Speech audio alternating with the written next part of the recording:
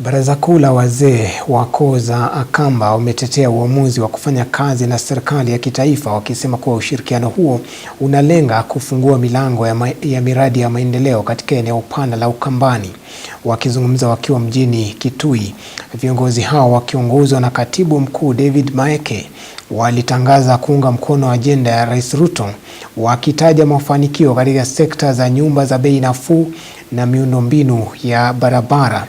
Waziri Ruku Geoffrey Ruku amewahakikishia wazee hao kuwa serikali itafanikisha ujenzi wa bwawa kuu la Thwake, hatua inayolenga kutatua changamoto ya uhaba wa maji eneo la Ukambani.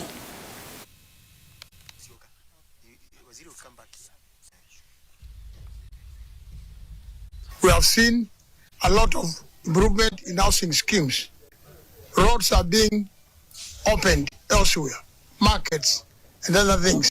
We as the council, we work with the government of the day, and that's why in our constitution we work with the government of the day, and that's why we support the government and the sitting government.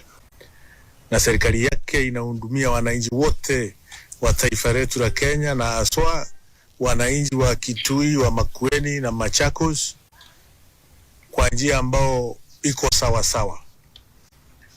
Mpango ya maji hapa Ukambani imefikisha ujumbe ya kwamba ile Thwake Dam ambao yeye mwenyewe akiwa naibu wa rais alifika kusidua, ametafuta pesa imetosha.